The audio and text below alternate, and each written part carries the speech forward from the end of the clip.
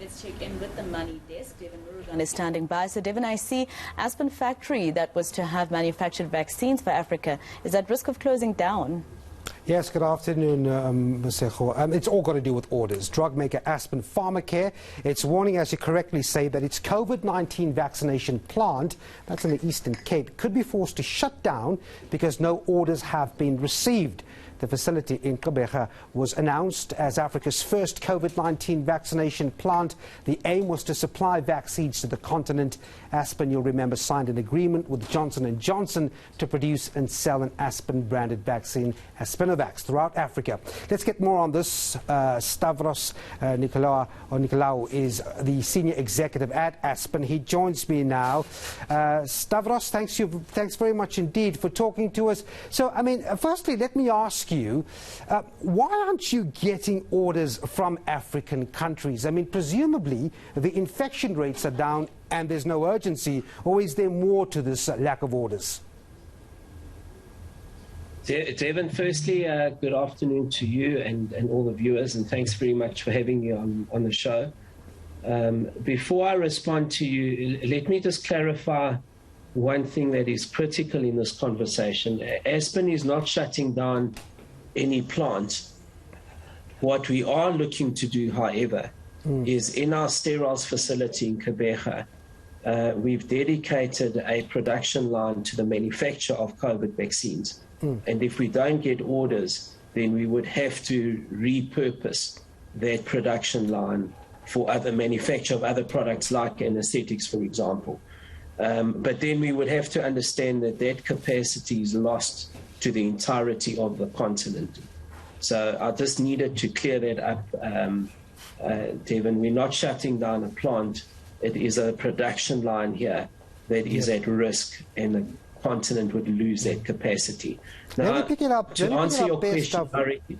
Yeah, if I can, my apologies for coming in. So that's quite understandable. It's that production line of the vaccine that we had a lot of bells and whistles around this when it was first launched. Not the factory, as you say, but that line. What happens then to the actual future of the vaccine itself?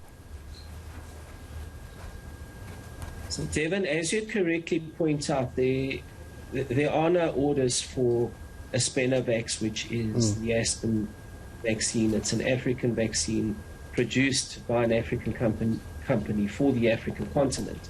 Now, if we don't get orders, as you correctly cite, one would have to look at repurposing, or put more colloquially, reutilizing that line for other production.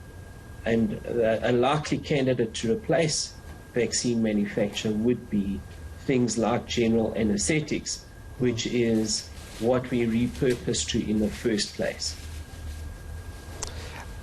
Of course, that leaves a gap, and this is my final question to you, Stavros. It leaves a gap in the need or the demand for vaccines in Africa, because it's not just about the phase we are going through now. Presumably, the fact that vaccines can be produced by us was seen as a critical point, and that leaves a gap there, doesn't it?